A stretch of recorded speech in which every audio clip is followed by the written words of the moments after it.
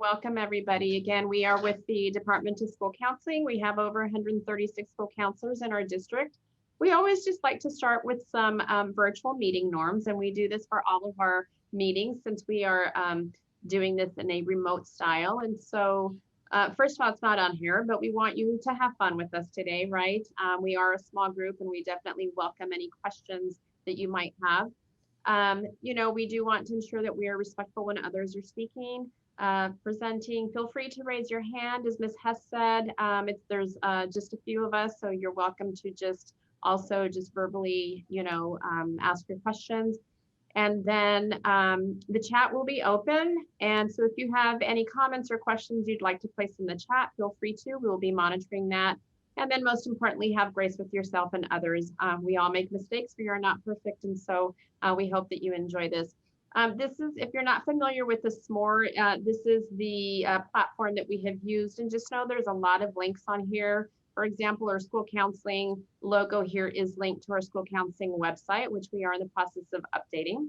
But we're going to go ahead and start with a video. And I know, Ms. Tiffany, every time when Can we first do the Padlet? So if you go to the welcome picture. The welcome, yes. Oh, yes, I'm going to put the Padlet in the link in the chat as well. And if you don't want to use the Padlet, that is perfectly fine. But we wanted to get some information from you first before we get started. So I'm just putting the link for the Padlet in the chat. But we do have 2 questions for you. And the first one being, what would you like to learn today, specifically around cyberbullying? And then how would you define cyberbullying? Now, again, you do not have to input your answers into the Padlet if you would not like to, that's fine. If you'd like to unmute yourself or you'd like to place that in the chat, that's perfectly fine as well. The nice thing about Padlet is that it is live, so as participants, and it is anonymous, as you are typing in your information, we get to see it as you are posting it. So we'll wait just a little bit more. What would you like to learn today? How would you define cyberbullying?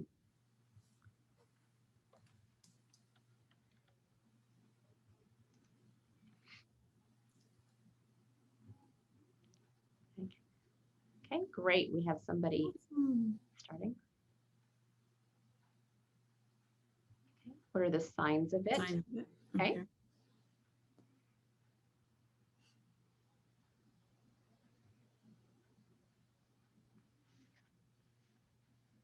The signs of cyberbullying.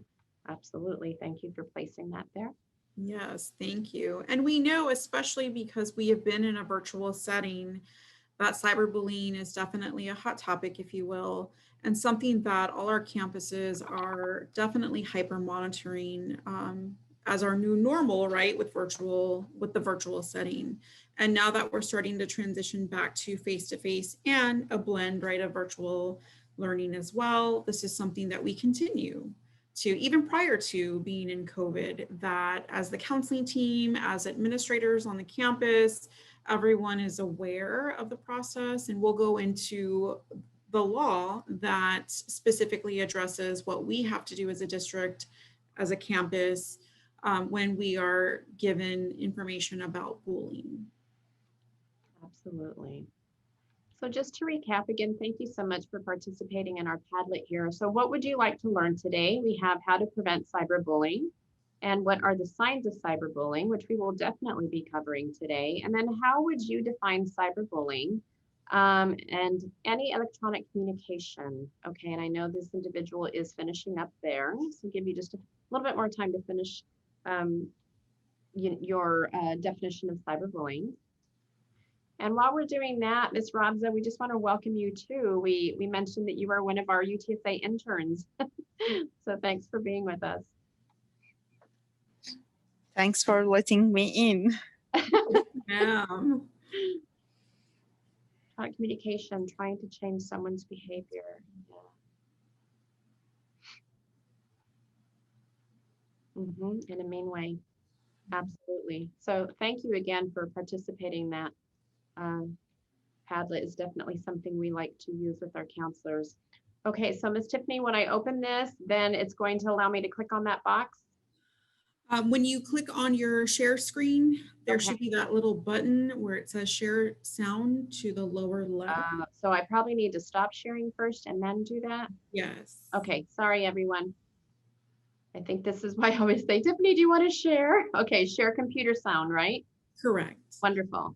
Okay, so now here we go. Let me turn up my volume. Today, we want to tackle a very difficult subject on this episode of Rocket Kids. Bullying. We've all heard about it. We may have been a victim of bullying or seen it in action. So, we want to take a few minutes and talk about it and help you know when it may be happening. I'm Elvis, this is Rocket Kids, and let's get this started.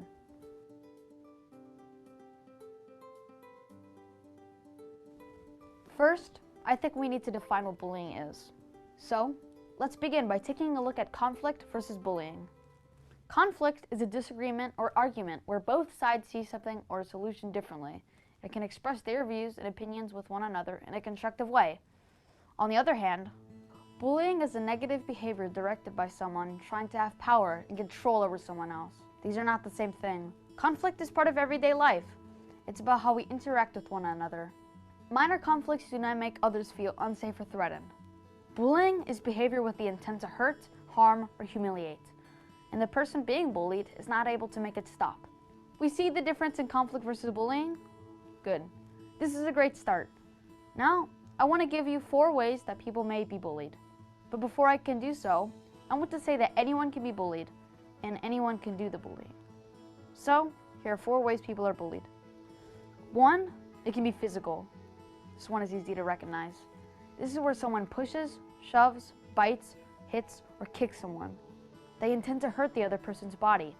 It can also include taking or damaging someone else's things. It can be verbal.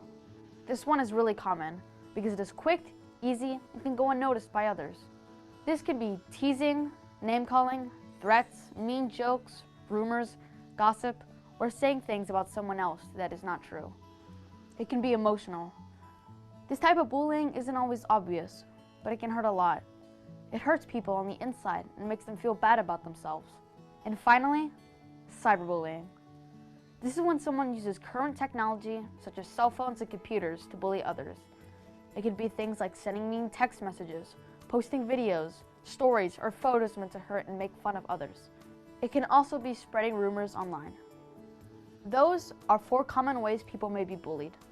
I think it's important to remember how we want to be treated and treat others that same way. Did you know that 1 in 5 students say they have been bullied? Think about how they may feel in this situation. They may be scared to go to school. They miss out on opportunities to learn. Students who are bullied may have lower self-esteem and less confidence in themselves. They are not allowed to reach their full potential, and many times, they don't know what to do or how to get help. Look, I know this is not a happy subject to talk about, but it's important. Speak with your parents and teachers about bullying, how you can recognize it, and how you can help. There are many great resources, and one we like a lot is the website Pacer Kids Against Bullying. They even have a bullying quiz to help identify bullying and what can be done about it. So go check that out. I hope this episode has been helpful, and we can learn that kindness matters. Because being kind is a lot easier than being mean. So let's just be kind. How does that sound to you? Sounds pretty good to me. If you like our videos, don't forget to subscribe, like, and follow. You can also let us know your thoughts by commenting on this video. We would love to hear from you. Until next time, I'm Elvis, this is Rocket Kids, and don't forget to always be your best self. Okay, so what better way than to hear it from a student, right, in reference to bullying? And so I like how he addresses bullying versus conflict, right? Conflict, that happens, especially with kiddos. But, you know, sometimes students will cross that line and it then transitions into bullying. So we have a slide presentation for you that we want to go over. And I'm just going to leave it in this mode here, Tiffany. That's fine.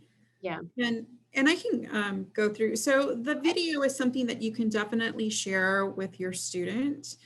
Even if you have younger ones, it's a great conversation starter. We know that our students see lots of things, right? Or hear lots of things from friends. And the more awareness that we are able to provide, the better we are in respect to our students being able to come and report things, or our parents also will be more comfortable with coming to report things as well, as you see things that are out of the ordinary for you, or you just have a concern overall.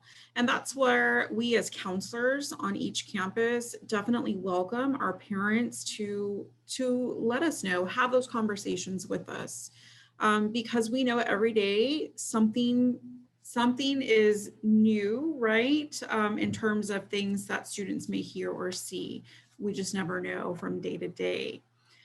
So going into the 4 types of bullying, as you briefly heard in the video, so bullying is our overall umbrella. I speak with my hands, sorry, and I'm seeing myself in the screen. So there are 4 types of bullying, and yes, we will go more into cyberbullying, but just so everyone has that awareness of bullying, we have the verbal. So we think back to maybe when we were in school also, we heard a lot about probably like the bullying as far as the verbal types of bullying. The name calling, the threatening, the nasty or hurtful comments, the racial slurs, the rude remarks. Then the emotional bullying. So sometimes, yes, there will be overlap between verbal, emotional, maybe even physical, and yes, cyberbullying. So even though there are 4 types, we know that there is crossover among all of them, potentially. Every situation is going to be different. So for the emotional bullying, that's going to be our spreading rumors, leaving people out on purpose. Sometimes we see those things, right? And we have to address that right away. Gossiping, harming someone's reputation, or flat out ignoring. And we think of the different grade levels, and whereas counselors, sometimes we see some of those probably more heightened than in other grade levels. And again, that just varies. Physical bullying. So this is the actual hitting, the kicking, the pushing, the punching, the hurting, the slapping. Sometimes, yes, we see the bruises, or sometimes it's even worse, right? It could even be a potential broken bone, a broken skin of anything. Like physical can look all different kinds of ways. And then now the cyberbullying, which is going to be a lot of our focus today. So as one of you had typed in the Padlet, yes, it's using the internet to send any nasty messages, pictures, spread rumors, inappropriate emails, text messages, like posting any type of anything that would be inappropriate, whether it's photos, whether it's lyrics, directed towards someone. Like the list can go on in terms of cyberbullying. And So we when know right now too, especially during COVID, right, where we started remotely and now we do slowly have some kids that are starting to report to school in person, but we still have quite a few that are still doing instruction from home. And so when we talk about cyberbullying, you talk about really heightening those pieces. And so as parents, we need to ensure that we are monitoring, right? Because cyberbullying, unfortunately, above all of those 4 types of bullying, cyberbullying is now at the top of the list. And you think about Zoom, right? And the chat feature, and how if the chat isn't disabled, students can send messages privately. So if for whatever reason something is being recorded, and our teachers don't record the lessons when they're live, but if it's being recorded and a student is sending something private just for your information, that doesn't come out in the recording. The teacher would be able to see everything else in the chat, but our kids are very savvy when it comes to figuring out some of these things. And that's where just that hyper monitoring comes in, and making sure our students are aware of when they need to report as well. Mm-hmm. So when we talk about bullying, again, just to kind of recap, it used to be that the definition would say one single significant act, repetitive acts. Now they've changed it to where it literally can be one single significant act. It definitely exploits the imbalance of power, right? Bullies are, they get very creative, especially when they're in person, usually doesn't happen in the classroom. It usually happens in the hallway, in corners, it will happen in the bathroom. So areas where there usually may not be an adult present. And again, as Tiffany went over the different types of bullying, it is severe, it's persistent, it's pervasive, and definitely the bully is wanting to show behaviors that are going to be intimidating, they're threatening, and definitely abusive, right? What we have bolded here is the number one thing we want to get across is that when it becomes a disruption to your child's educational process, then it really, really becomes a concern. And that's when the counselor or the teacher, when I was in the classroom, I used to tell the kiddos, you can write it on a sticky note, put it on my desk. Some kids are afraid to say anything because bullies will always say, you know, if you say anything to anybody, it's going to get worse. And so they're very intimidated and they're afraid. But that's the number one thing now, right? Is that if it becomes a disruption to the educational process, then we really need to intervene and help both students, right? The bully, the person doing the bullying, and then the other kiddo as well. And we know that bullying is a learned behavior. Students are not born with these types of behavior. They are learning it somewhere. Right. So what is cyberbullying? Just going back to the definition of cyberbullying, it's any bullying that is done through the use of electronic communication device, device. So including the use of a cellular phone or another type of telephone, a computer. So that's probably what we're seeing more of right now. Although our phones are little mini computers as well now, right? A camera, email, any kind of instant messaging. So we know with a lot of the social media apps our students are on, there are a lot of the private messages that happen behind the scenes as well. The text messaging, again, going back to any of the social media applications, and then the internet, looking at the internet as a communication tool and what some students may end up doing in the end.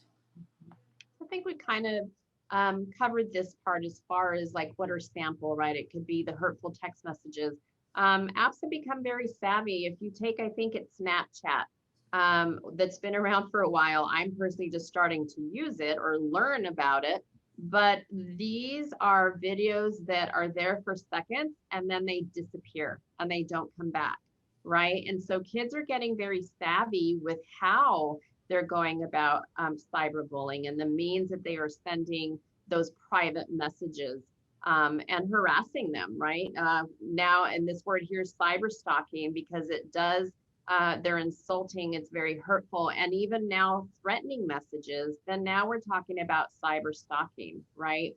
If your student, if your child is ever cyberbullied and it is put in writing by the other individual, you always want to make sure you save that, take a picture of it, print it out, something so that in the event that needs to be shown to campus administration and even the police, if it gets to that extent, then that is proof there, right, of the bullying that is being done. So going to play this video really quick for you. Turn up my volume. Here are 4 things to watch out for if you think your kid might be cyberbullying. Number 1, behavior changes. A kid who bullies is typically in some kind of crisis. If your normally happy kid turns grumpy, aggressive, or defiant, it may be something deeper than the typical tween-teen ups and downs. Number 2, slipping grades. When schoolwork suffers or is inconsistent, it could be an outward sign of inner distress. If necessary, enlist the help of teachers or other family members. Number 3, secretive or evasive behavior. Does your kid hide their phone or close their laptop when you're around? A need for privacy is natural, but trust your gut if it seems excessive or defensive. And number 4, multiple accounts. If your kid has several online profiles for a single social network, they might be trying to disguise their activities. If you become aware of this, focus on supporting your kid and helping them sort out their issues, and follow through with natural consequences, not harsh punishment. For more tips, visit us at commonsensemedia.org. And I think this is where we have to also make sure that we are taking the time to have those conversations with our students, right, our children, So when we see something being posted, even if it's going to be used as an example, so maybe something isn't happening directly to your student, maybe you see something. I think that is a great time to have that conversation about what is, inappropriate about that, and what they should do for next steps, especially so if they're ever in a situation where that is happening to them, they will know what to do. And it won't be that stigma, if you will, of, oh, you're tattling, you're snitching, or whatever term, right, our students are using at the time. Because we want to make sure our student safety is it's the priority, period. And the more information our students know about cyberbullying, then the better off we will all be in working together to make sure that everyone is safe. Absolutely. And so, parents, again, making sure that you're watching the behaviors of your children, right? If you start to see some changes, such as the ones shared in this video, right? They start to distance themselves. They're very secretive, with their technology, whether it's their laptop or their phone or whatever that might look like, right? And they just start to shut down. They don't want to participate anymore in reference to schooling, whether that's remote or in person. It's always, as Tiffany is saying, start to have those conversations, because they should be ongoing either way, right? So that your child feels comfortable talking to you when things like this occur. So David Molak, he was harassed online by his classmates. They mocked his appearance and they threatened his they threatened him physically, right, with violence. Unfortunately, David, this went on for months, and it's my understanding David actually attempted to take his own life 2 times before being successful, if you will. And he was 16 years old at the time. He lived here locally in Alamo Heights. He went to Alamo Heights High School, and he did end up taking his own life in January of 2016. David's parents, they created David's Legacy Foundation because of their son, David. And it is a nonprofit organization. It is dedicated to ending cyberbullying, where they educate the communities, and we have counselors that do reach out to them. They do presentations for students. It is free of charge. And so they are wanting to promote kindness, right? And supporting legislation that prohibits the cyberbullying of minors. So we encourage you, the davidlegacy.org website is there during, some free time to go on and just kind of look at what David's legacy is about and what his parents have done in honor of their son, David. And so because of David Molak, Senate Bill 179 was created. It was created in September of 2017. So it is now known as David's Law. And it goes on to expand the definition of bullying under Texas Education Code, where now it specifically states cyberbullying. And so this is in our SMORE, and you have access to this as well. But you can see here where the yellow arrow is at, that it says relating to harassment, bullying. They've now included cyberbullying of a public school student or minor, and encouraging certain mental health programs for public school students, increasing criminal penalty and providing civil remedies. So they really, really have broken this down in reference to cyberbullying. So we encourage you also, when you have some time, take a look at that one pager, because it really does denote and break down nicely what cyberbullying, how they have created that, if you will, in this one pager in reference to cyberbullying. So when we look at the education code, going back to David's Law, it's going to be very specific as far as bullying that occurs on public or private owned school bus or vehicle is included into this law. So we think about school related activities. So if your student is part of, let's say, band, let's say it's a field trip, even if the student is catching the bus, right, to and from school, that is all covered under the education code. Cyberbullying that occurs off school property or outside the school sponsored or school related activity, but it interferes with the student's education process, then that also, right, is covered under the education law. And that's where reporting becomes super, super important for students and for parents, or for anyone for that matter. Mhm. So when we talk about where the law applies, it now encourages school districts to establish a district-wide policy related to prevention and mediation. So just know our school counselors are mandated. It's part of our legislation and regulatory pieces that they have to provide training, if you will, for all of our campus staff and personnel. And then they have to ensure that they are providing guidance lessons, and whatever that looks like. It could be whole group, it could be small group for students who are struggling with bullying, and then it could even be on an individual basis. And so our counselors don't just do that one time at the beginning of the year to say, check, we're done. This is an ongoing process to help support our students.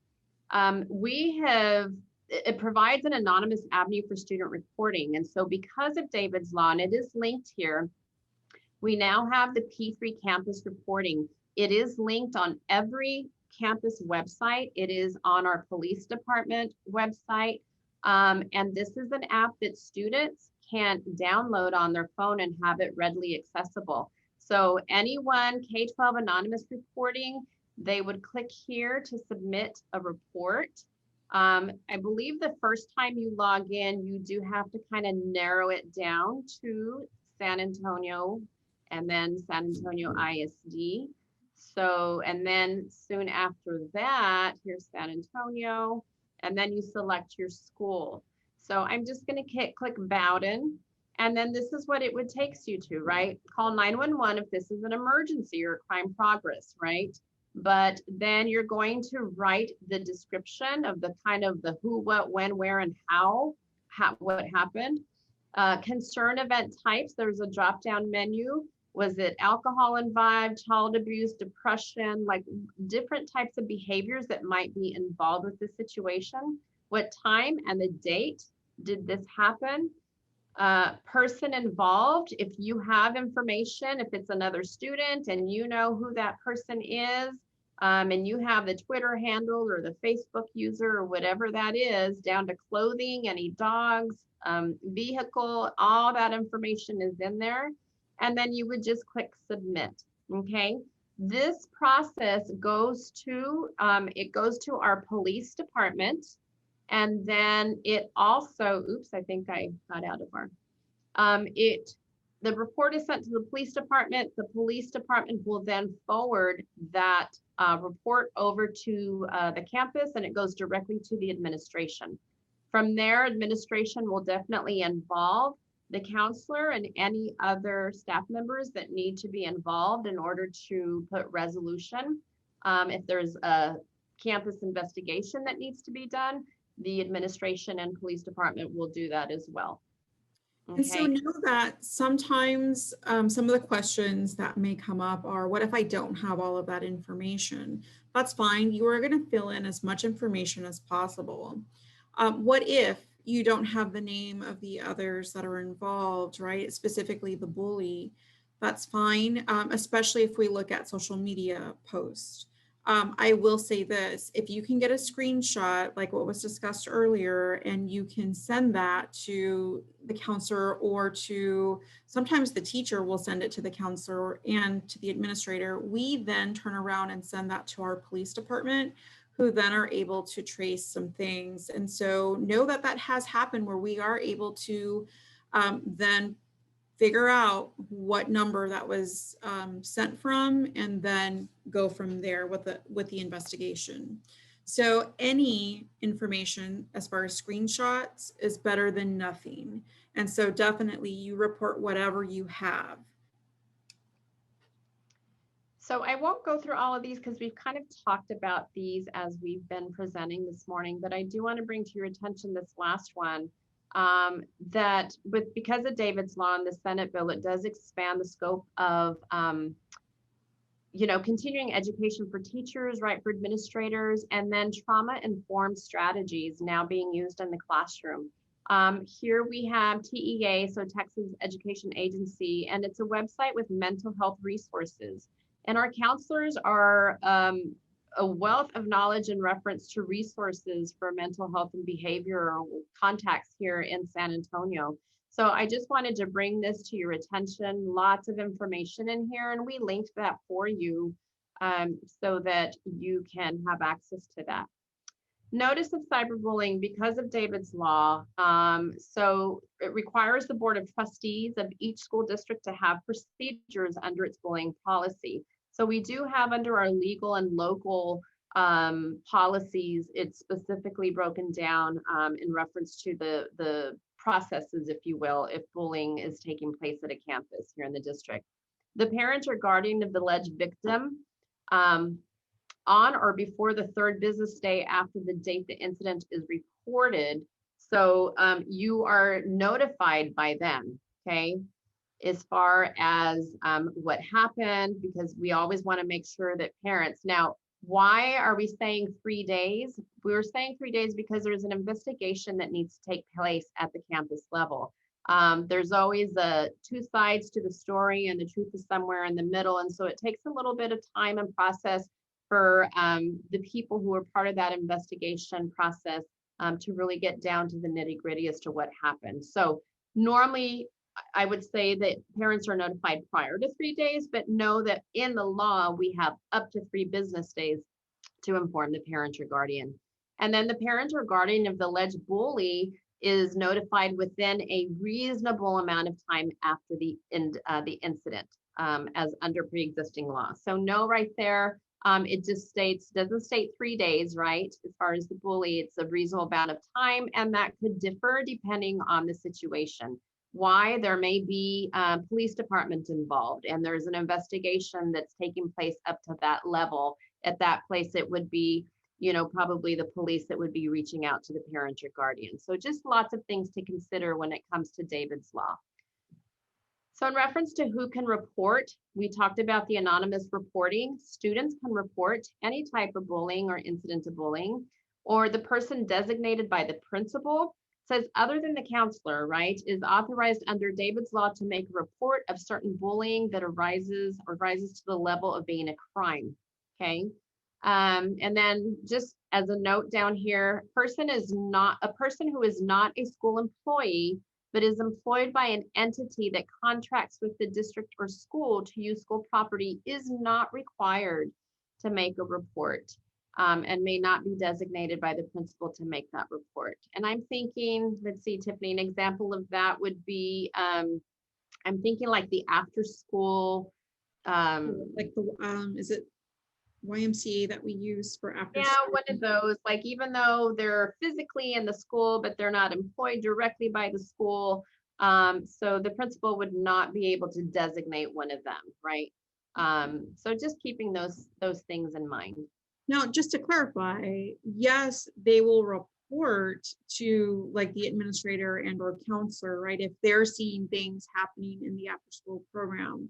So, we're not saying that they're not going to report things that are happening in terms of the overall procedure. We do as a district go through that with the whoever is coming onto our campuses when they're seeing things that are not deemed as appropriate.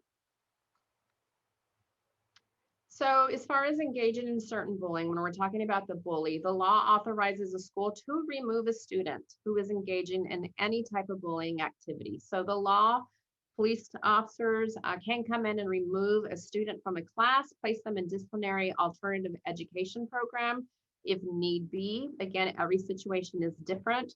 They can expel them if they encourage a student to commit or attempt to commit suicide, incite violence against a student through group bullying, or they can release or threaten to release, intimidate visual material of a minor or of a student who is 18 years of age or older without the student's consent, right? So now we're talking about, a student who is now considered an adult, right, of 18 years of age. So just in reference to what that looks like as far as the, law and authorities and the different types of, I guess, repercussions that could happen.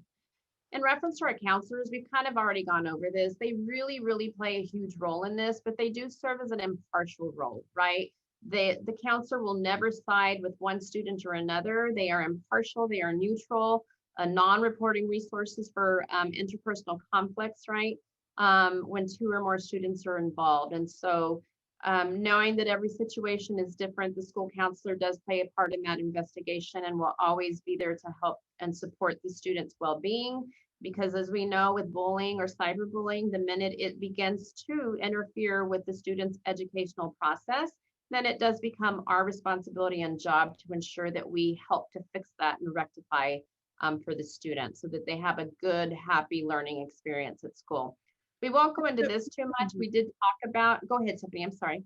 No, I was gonna say, and sometimes that might be a counselor might do a mediation. Again, every situation is different. Both parties would have to be in agreement to a mediation.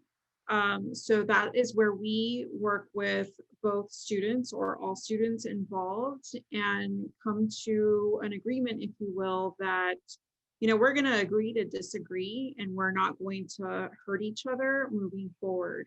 So again, every situation is different. Yes, those conversations take place one-on-one, but sometimes when a mediation is going to be involved, that's where we bring everyone together into one room. And so, depending on the situation, sometimes it'll be the counselor only, or sometimes it'll be a counselor and an administrator. Absolutely. So we did cover the P3 campus reporting. We won't go into this too much, but just a little bit of stats in reference to P3 campus reporting. Most common reports are suicide threats. So just know the P3 campus reporting does not need to be just bullying, right? Suicide threats, bullying, cyberbullying, or even drugs on campus were the top 3 reports per the P3 campus platform. 81% of violent incidents in the US schools, someone other than the attacker knew it was going to happen, but failed to report it. This is really, really important conversation to have with your child. Children, for whatever reason, they will be bystanders, right? And now with social media, you have students who are there recording, fights or bullying on their phone, but that's the extent of it. They don't ever do anything with it except share that, those videos that they're capturing. And so it's really important to make sure that you are having those conversations with your children, like they need to say something. I used to tell my students, here's a stack of sticky notes. You can grab a sticky note, write whatever it is that you need us to know and put it on my desk. And, I even used to have a little box where just for the sake of confidentiality, and they would put notes or sticky notes in there to inform us of situations like this happening. 9:00 p.m. was the hour with the highest volume of reports. Very interesting, 9:00 p.m. at night. So again, just in reference to David's Law, these stickers, a lot of our counselors order these, and what they do is they give them to the students and they place them on their cell phone. And it's a David's Law pledge. And so on it, it says, I pledge to never use my device as a weapon, right, in reference to bullying. So it's a good visual reminder for our students. So we're going to go back to just the SMORE that we provided you with. Here is that one pager. Please take some time. That is linked for you. October is just around the corner. Tomorrow, right, is October 1st. October is National Bullying Prevention Month. So our counselors do a fantastic job in bringing awareness through their guidance lessons, and they're doing it virtually, let me tell you. So we've linked this for you as well. The video, Elvis in the first, the student in the first video, Elvis, mentioned the Pacers National Bullying website. So this is linked here for you, and it talks about the different activities, things you can do to show your support for the month of October. Unity Day, October 21st, is a wear and share orange to prevent bullying and promote kindness, acceptance, and inclusion. So we put that on our calendars, our counselors do as well, and we spread the word as much as we can to have as many district students and staff wear orange on October 21st, just to acknowledge Unity Day. That is linked for you as well for more information. What parents should know about COVID-19. This is in English and in Spanish. I thought this one was a really good one, right? Because we know right now that our kids are really using technology. So won't go through it all, but this is a really good one in reference to COVID-19, right? Cyberbullying is using a form of technology such as the internet or cell phones. Youth are spending a lot of time, and I would venture to say adults are too, right? It's consuming us.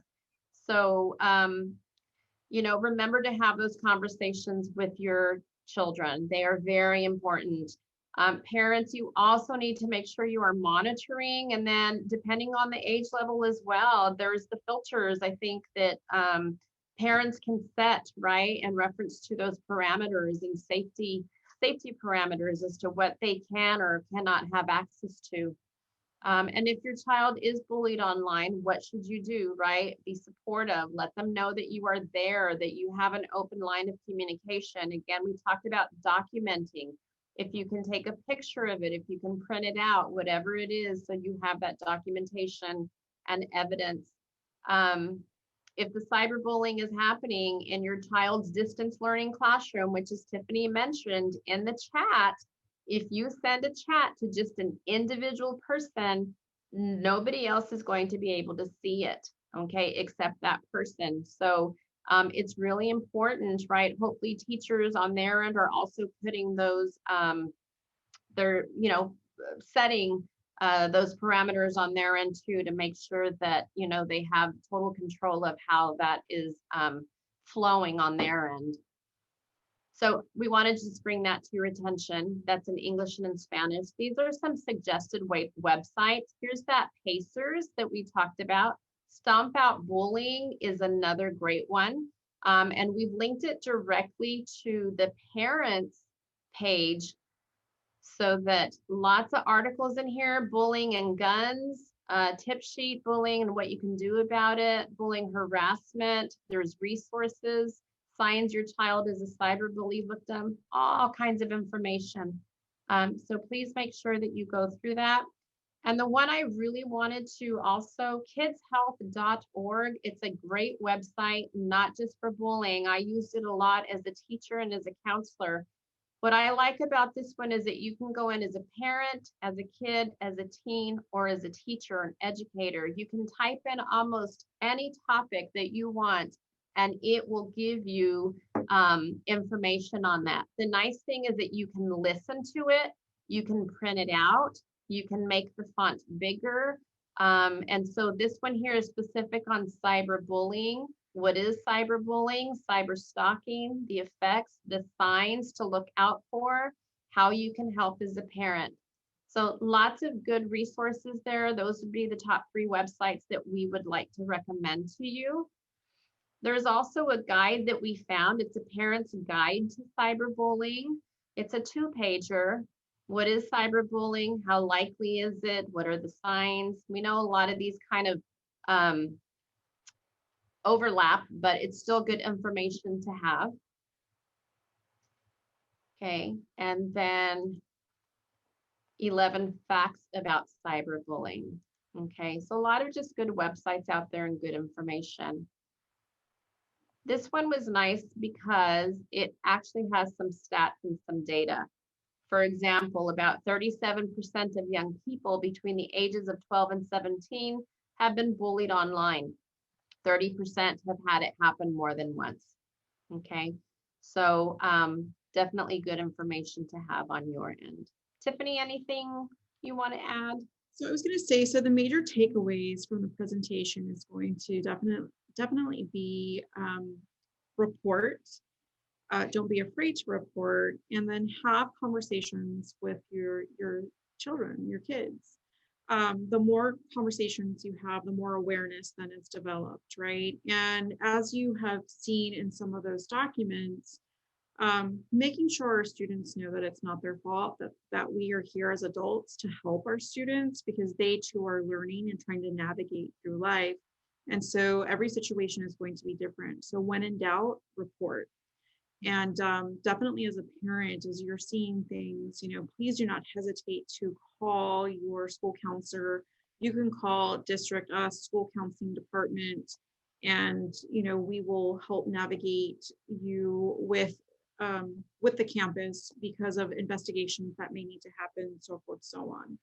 So no question asked, well, what you don't know, right? So if you ask questions, the better off you will be as well. And it's a teamwork, right? Our priority is going to be our students and the safety of our students. So we want to make sure that we are working together. Absolutely. Any questions? Our contact information is toward the bottom in the event you ever feel the need to contact us. If you have any questions, we would be happy to take those now, or any comments.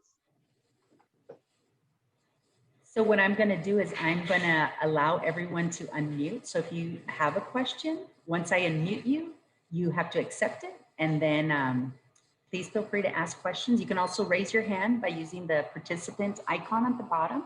So let me go ahead and do that.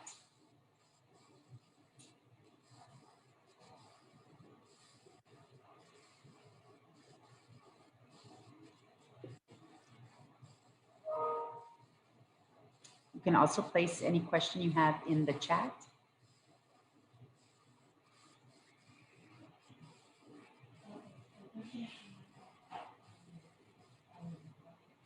I see a parent trying to connect again or connect to audio.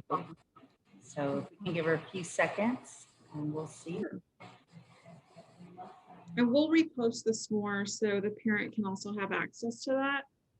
We know that's a lot of information embedded in this more as well.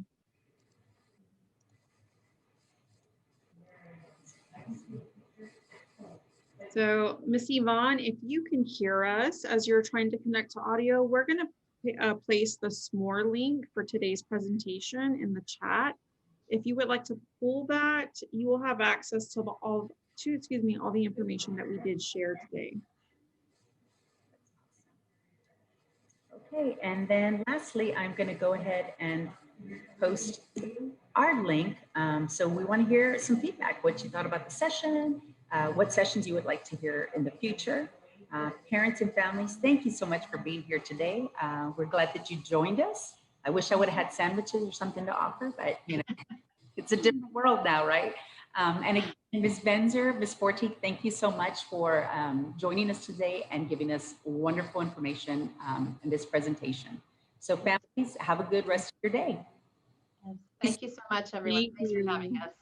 Have a great day.